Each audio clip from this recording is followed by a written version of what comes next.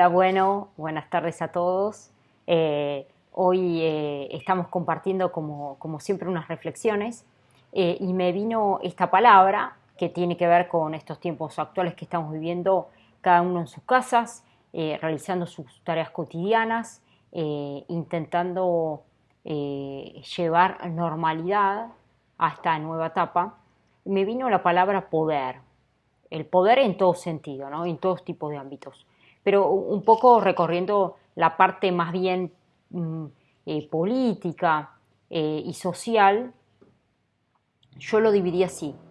El poder está segmentado y basado siempre en general en una crisis. Es allí donde la palabra poder empieza como a tomar mayor notoriedad, porque en toda crisis hay un poder. Hay un poder, o sea, siempre hay distintos tipos de poder. Y yo los dividí de esta manera.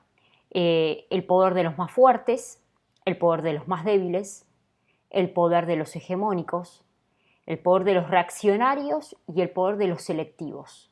Cada uno tiene una cuota de poder. Y en esta nueva pieza de ajedrez, en este nuevo juego, seguramente no ganarán los más fuertes, no ganarán los más débiles, no ganarán los reaccionarios, aquellos que empiezan a salir a la calle a reaccionar. Algunos lo hacen cantando desde su balcón, otros lo hacen con cacerolas. Y tampoco ganarán los selectivos, tampoco serán seleccionados algunos grupos de poder, sino que de alguna manera, y esto se ve mucho en el sistema internacional, en estudios realizados en el sistema internacional, que siempre los hegemónicos son los que toman partido en toda crisis y pareciese estar a la vanguardia. Por eso en todo sistema internacional, con varios actores en interacción y en torno a una sola cabeza, esto quiere decir que en general el liderazgo, traducido en poder, se manifiesta en general en un Estado, en una nación, que estipula de alguna manera diferentes vectores de poder. Entonces, en realidad, si lo vamos a pensar historiográficamente y de acuerdo también a nuestros ancestros, hablamos que antes el tipo de poder estaba, por ejemplo, dado en la cabeza del pater familiae. Sabemos que desde el tiempo de los griegos el pater familiae era una figura, y si bien se menciona algunas veces una figura que era el que, digamos, desde la cabeza de él emergía el poder. O sea, de acuerdo a lo que diga el pater familiae, bueno, así iba a ser la construcción familiar, pero también la construcción social y política en muchos casos. Pero este poder hegemónico, con el tiempo, por supuesto, se va transformando. Hoy el sentido de la familia y la construcción social se ha ido desvirtuando, se ha ido tomando con distintos significados y significantes, y lo cierto es que terminamos en esa misma palabra, el poder hegemónico. El poder hegemónico también entendido como suicidio, porque en realidad, si ese poder hegemónico piensa en la colaboración de otros actores, ¿sí? Y en el aval de estos actores que están alrededor, llámese, por supuesto, estados-nación, en este caso países que concuerdan con esa visión y se le ha otorgado ese tipo de poder implícito o explícito también, entonces, termina, digamos, de alguna manera autosuicidándose, porque el poder en uno solo, la creencia en que todo el resultado va a estar en esa definición de poder, en esa sola nación, de acuerdo a ese país que lidere más en las últimas décadas, por ejemplo, en las últimas 2 décadas, termina siendo una idea suicida también, de alguna manera. Carr, un autor muy prestigioso, nos habla de la realidad del poder como prestigio, ¿no? Esta es una de las palabras que también me han venido mucho en estos tiempos, el prestigio, ¿no? Este poder reconocido. Algo mencioné en la reflexión anterior de statu quo, ¿no? De esto de la adaptación, de esta situación de otros países de acuerdo a cómo estamos, ¿no? O sea, no movemos ninguna pieza de ajedrez. Y luego lo que ocurre es que este poder, que termina siendo en una sola cabeza, obviamente es reconocido por el resto, pero no necesitas para alcanzar tus objetivos que el aval del resto, sino que terminas siendo tan aceptado que en realidad tu palabra es la primera y la última, ¿no? Pensemos en lo que está pasando ahora, ¿no? Hay un poder argumental, hay un poder que explicita y nos explica por qué están dadas este tipo de condiciones. Un poder argumental, un poder predictivo y un poder que obviamente lleva a la alteración de nuestras conductas del día a día. O sea, cómo nosotros retornamos frente a ese poder. Podés pensar de un poder de una nación específica, de un poder que se habla, que está, pero no lo podemos definir, la invención de un nuevo poder, inventamos un nuevo poder. Lo cierto es que las piezas de ajedrez se están moviendo en torno a cómo van los aires y cómo nosotros también interactuamos con, por supuesto, con nuestros pares. Pero yo ya no hablándolo desde la Argentina solamente, sino que en el sistema internacional se juegan distintas facetas. Bueno, la realidad es cómo nosotros, porque también hay un poder familiar, cómo nosotros interactuamos con ese poder, cómo nosotros de alguna manera nos sentimos cómodos o no, para que ese poder ingrese a nuestro día a día, a nuestra familia, al lugar ese donde estás viviendo, que también sentís que a través de noticias, a través de comunicados, ese poder está ingresando hacia vos.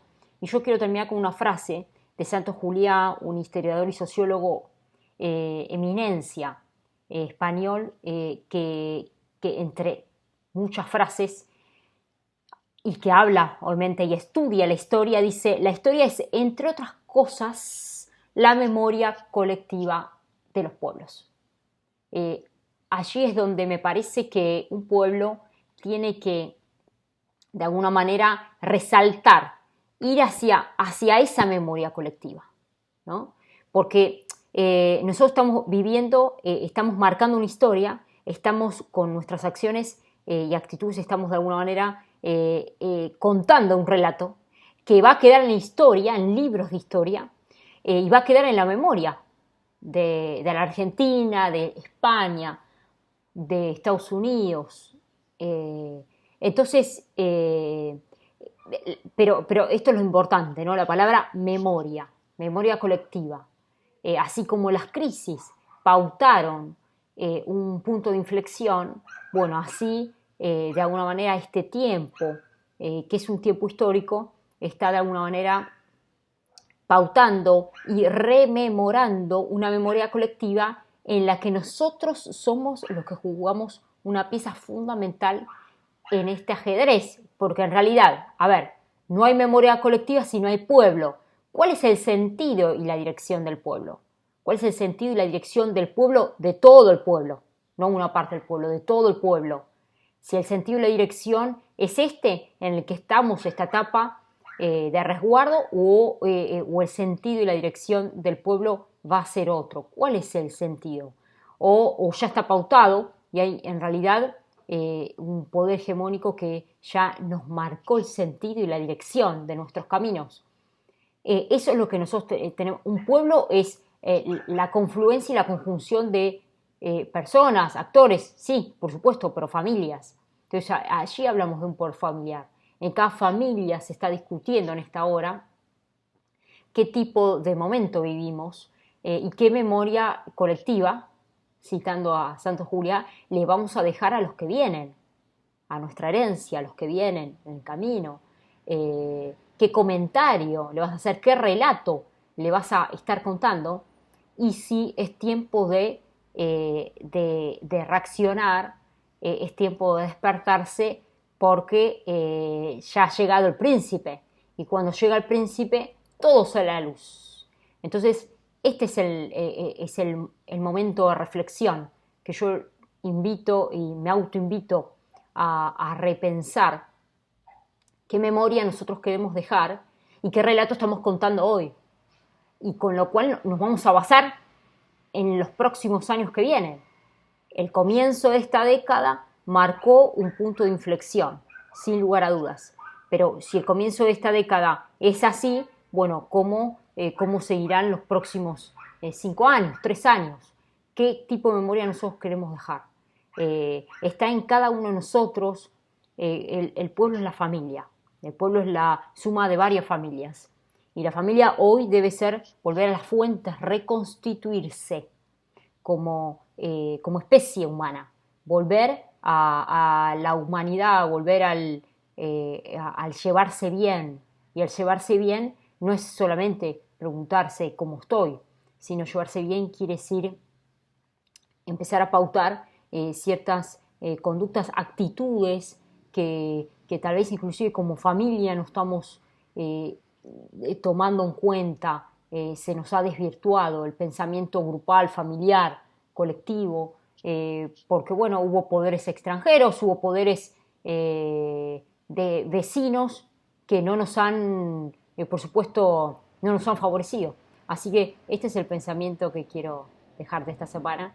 Y bueno, hay mucho más, siempre se piensa y se reflexiona mucho más. De qué lado estás no es la idea, sino hacia dónde quiere ir el pueblo. Ese es el sentido y la dirección, hacia dónde querés ir vos, hacia dónde quiero ir yo, hacia dónde queremos ir como pueblo. De eso se trata. Te mando un abrazo y por supuesto, si tenés algún comentario, déjamelo porque estoy para escucharte. Te quiero mucho. Abrazo.